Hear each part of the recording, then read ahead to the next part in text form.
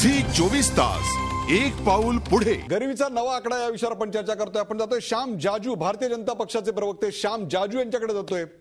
श्यामजी, मला तुम्ही सांगा की आता डॉक्टर रत्नाकर महाजन यांनी निवेदन दिलं, त्याचं स्पष्टीकरण दिलं, त्याच्यावर ग्रामीण अर्थव्यवस्थेचे अभ्यासक प्रदीप लोखंडे यांचे विवेचन तुम्ही पाहिलं. मला तुम्ही सांगा की 25% लोक ग्रामीण भागामध्ये दारिद्र्यरेषेखाली आहेत, तर शहरामध्ये 13% लोक दारिद्र्यरेषेखाली आहेत. मुळात 33 रुपये हा कन्झम्पशनवर आधारित सुरेश तेंडुलकर समितीचा ज्याची पद्धती तुमच्याही काळात, तुमचं जेव्हा सरकार होतं केंद्रामध्ये तेव्हाही लागू होती, हे सगळं तुम्हाला मान्य आहे का? काय सांगाल? तेंडुलकर कमिटीने त्यावेळा जे आकडे दिले होते त्यात ग्रामीण भागामध्ये 27 रुपये आणि शहरात 32 रुपये हे आकडे होते. त्याही वेळा या आकड्यांवर कॉन्ट्रोवर्सी झाली होती, चर्चा चालू होती, याच्यावरही एकमत झालेलं नव्हतं. दरम्यानच्या काळात आत्ता प्लॅनिंग कमिशनने कन्झम्पशन एक्सपेंडिचर सर्वेच्या आधारावर 1-1 रुपया वाढवून लगेच या लोकांची गरिबी संपली आणि हे बीपीएलच्या वर आले आणि हे श्रीमंत झाले, अशा प्रकारची धुळफेक करून काँग्रेसवाले देशाला दिशाभूल करतायत.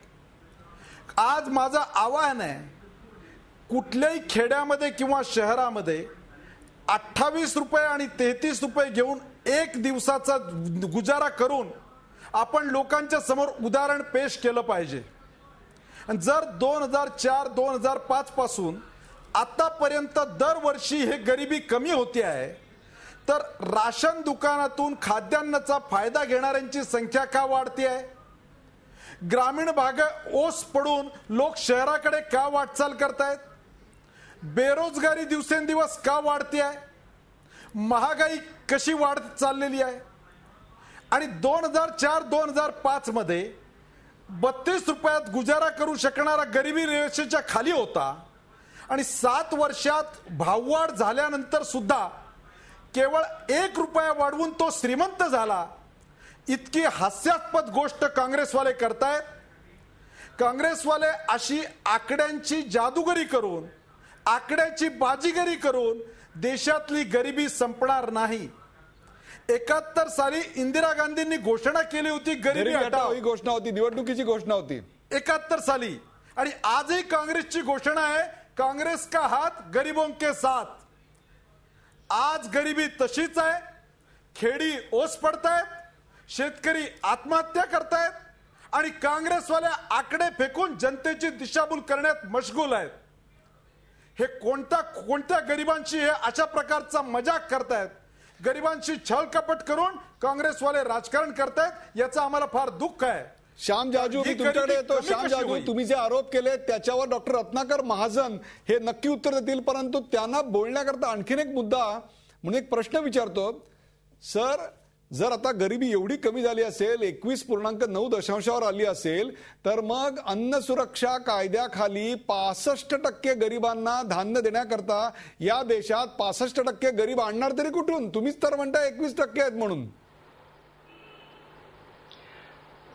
एक खुलासा केला पाहिजे, जो जाहीर सभेमध्ये टाळ्या मिळवण्याच्या दृष्टीने जे वाक्य उपयोगी आहे ते अशा प्रकारच्या चर्चांमध्ये उपयोगी पडेलच असं नाही. ते वाक्य असं की दारिद्र्य रेषेखालच्या लोकांचा दैनिक खर्च इतका, मग त्याच्यावर आहेत ते सगळे श्रीमंत का? तर असं कधीही कुणीही म्हटलेलं नाही. त्यामुळं उगीच टाळ्या मिळवणारी वाक्य इथं उच्चारण्यात काही अर्थ नाही.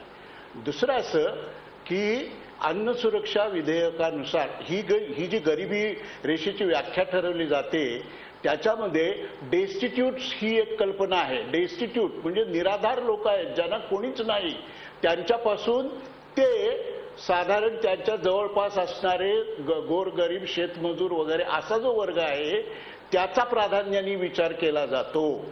दुसरं असं की हा सेवनावर आधारित खर्च आहे, हे मी मगाशीच सांगितलं.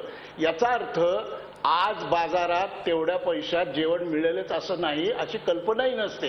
कारण आपण रोज काही जाऊन आणत नाही, आठवड्याचं रेशन घेतो किंवा महिन्याचं रेशन घेतो आणि त्या महिन्याभरात रोज किती, उदाहरणार्थ एका चपातीला 2.5 ते 3 ग्राम पीठ लागत असेल जास्तीत जास्त, याच्यापेक्षा किती लागत असेल असा करून तो सेवनाचा खर्च काढलेला आहे. आणि डॉक्टर रत्नाकर महाजन असा करून जो कन्झम्पशनचा प्रश्न काढला मला 100% मान्य आहे, परंतु तोच तर आम्ही या कार्यक्रमाच्या सुरुवातीला दाखवला. 100 ग्रॅम एका कुटुंबाला लागणारं 100 ग्रॅम अन्न मिळवायला किती रुपये आत्ताच्या महागाईत मोजावे लागतात. त्यात तुमच्या लक्षात आलं असेल की शिक्षणासाठी, विजेसाठी, आरोग्यासाठी, स्वतःच्या प्रवासासाठी, कुठल्याच गोष्टीसाठी 1 रुपया 1 पैसा सुद्धा शिल्लक राहत नाही. आणि तरी त्याला तुम्ही दारिद्र्य रेषेवरचा असं म्हणणार.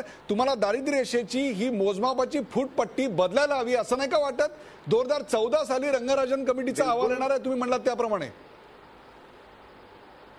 बिलकुल नाही. त्याचं कारण असं की मी मगाशी म्हटल्याप्रमाणे 93-94 साली दातवाला यांच्या अध्यक्षतेखाली जो एक्सपर्ट ग्रुप नेमलेला होता, 74 साली दातवाला कमिटी झाली होती, त्यांनी जे निकष ठरवले होते त्या निकषाच्या आधारे आतापर्यंत सगळं चाललं होतं.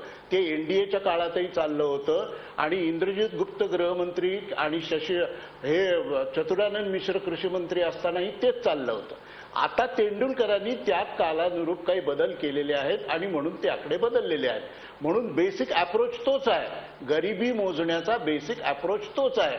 आता यात आकड्यांनी वाढ होईल का? होऊ शकते, त्याच्यासाठीच तर रंगराजन समिती आहे.